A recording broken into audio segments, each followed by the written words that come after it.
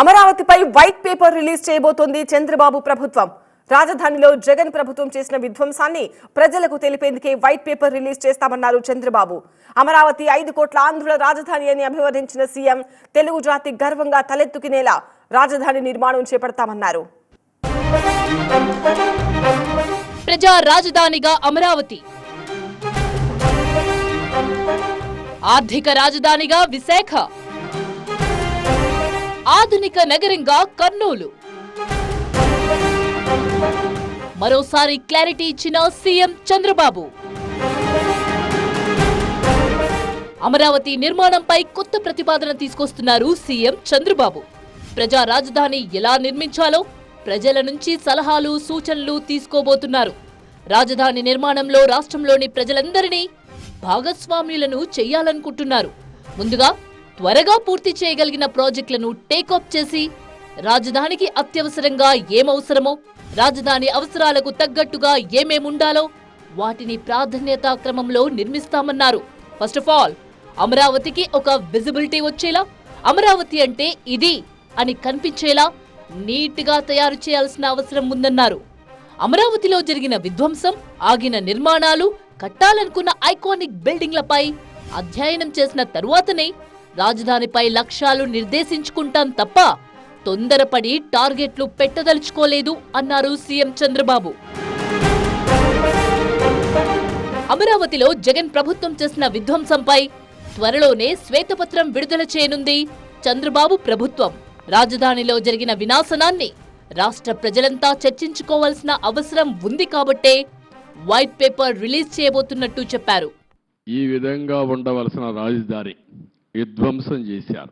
రాజధానిని చూడడానికి వచ్చాను, ఎక్కడున్నామో అధ్యయనం చేయడానికి వచ్చా.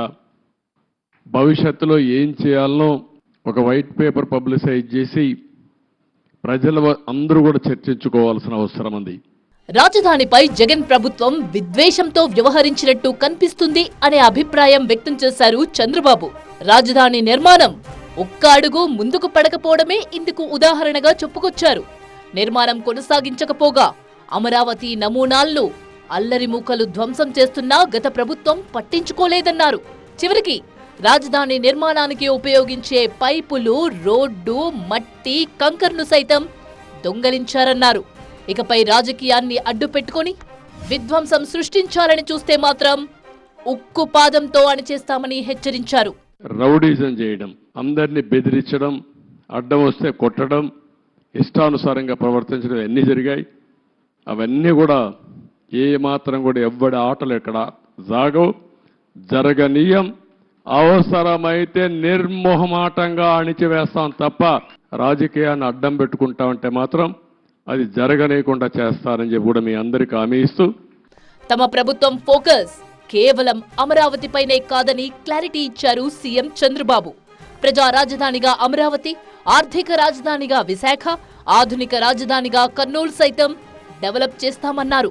ఇక్కడ అమరావతి రాజధాని వస్తుందంటే విశాఖపట్నాన్ని ఆర్థిక రాజధానిగా తయారు చేయాలని, కర్నూలుని ఒక మోడర్న్ సిటీగా, ఆధునికమైన నగరంగా తయారు చేయాలని, అదే మాదిరిగా అన్ని జిల్లా హెడ్ క్వార్టర్స్ కూడా ఏమేం చేస్తాం చాలా స్పష్టంగా చెప్పాం.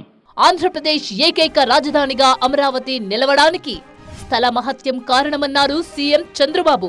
అమరావతి నిర్మాణానికి 1,00,000 కోట్ల ఖర్చు నిజమే అయినా అదంతా రాష్ట్ర ఖజానా నుంచి ఖర్చు పెట్టక్కర్లేదని, అమరావతి సెల్ఫ్ ఫైనాన్సింగ్ ప్రాజెక్ట్ అని మరోసారి క్లారిటీ ఇచ్చారు. ఈ ప్రాజెక్ట్ కాన్సెప్ట్ నచ్చి 29 గ్రామాల రైతులు, ప్రజలు భూములిస్తే 3 రాజధానుల పేరుతో జగన్ ప్రభుత్వం 3 ముక్కలాట ఆడిందన్నారు. పవిత్రమైన ప్రాంతంగా తయారైంది. తాత్కాలికంగా కొంతమంది ఈ ప్రాంతాన్ని అతలాకుతలం చేయాలనుకున్న ఈ స్థల మహత్యం వల్ల మళ్ళీ తిరిగి నిలబెట్టుకోగలిగాం.